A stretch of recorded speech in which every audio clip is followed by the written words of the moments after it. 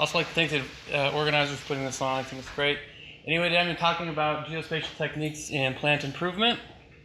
Just some basics of plant breeding. Basically, we take two parents, we cross them, we evaluate their progeny. The more progeny we can evaluate, the better chance we have of finding that superior one.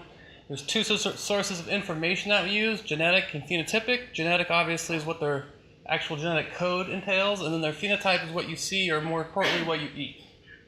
In terms of progress, in 1997, on the left-hand side, they had 3,000 of these sequencers running for a year to sequence one human genome.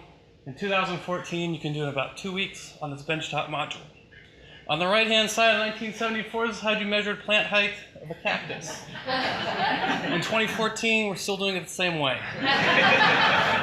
So the problems of collecting this type of data is it's time-intensive. Hiring undergraduates to work in the sun, it's hard to get that these days.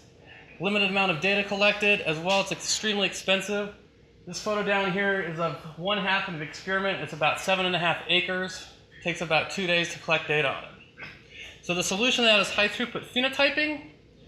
And so this top image, these are some cotton plots grown down in Arizona. So the best you can do in terms of throughput is flying a plane over and taking one still image, which is what you see in the bottom here. This is a thermal image of those same cotton plots. The blue means it's cooler, the green means it's warmer. But you can tell from the photo, the resolution is not that good. So where do we move from there? So we have these phenotyping platforms. Basically, these are modified tractors that have a set of sensors arrayed on them. You can see them in the front. We have ones that measure canopy temperature. This middle one is a sonar that measures height. This one measures canopy reflectance, which gives us a lot of ideas about the physiological components of the plants themselves. And then you can see in the middle we have a GPS RTK system that gives us centimeter level precision.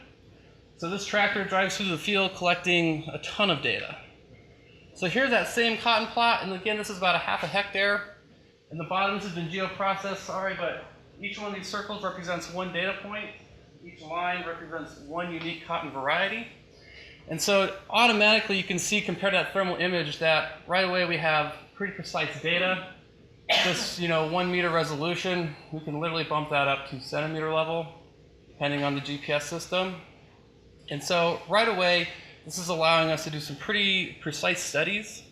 In the future, we have partnered with some companies, and next year we'll begin doing drone flyovers, basically taking our set of our sensors, mounting them on a drone flying above the field, and this way we combine the throughput of aerial phenotyping with the resolution of the ground-based platforms that we're currently using. As we move forward though, looking at the top of the plant is only half the story, the other half is in the ground. This is ground-penetrating radar images. And so now we're trying to map subsurface structure. And again, this relies on us being able to accurately place each observation that we take. Because the idea is there's genetic variation within each plant. And if we don't map up the observations correctly, that variation is skewed and the data is literally meaningless to us. And so in conclusion, we're collecting several layers of data which we have to overlay. Again, this is where it comes critical that we can map each observation to a single point. And this is kind of where we integrate multiple layers. In the future, we use LiDAR imaging, and we can actually create a 3D image of the plant, and we can map these different types of data on, like the thermal imaging. So we can create a 3D model of a plant, giving its actual temperature and structure. And again, the technology is allowing us to do some really unique stuff. Up to this point, some of the plant genetic studies have not been that robust. I mean, we're measuring plant height, very generic traits.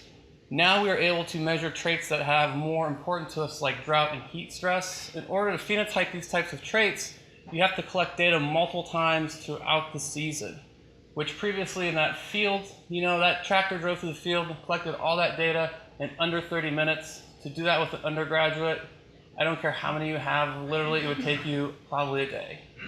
And so by doing this, we open up a whole new realm of possibilities. Our work, we're incorporating a lot of things we talked about today in terms of georeferencing, developing new statistical models to handle spatial statistics, and also big data. Currently, we have the capacity operating at 1/7 to generate 800 terabytes of data a season. If we go to monitoring that every day, it jumps up quite a bit. And so these are kind of the problems that we're facing and how we're dealing with them.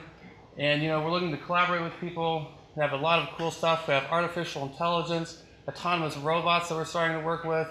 And so building this all together is what will help feed the masses. So thank you for your time.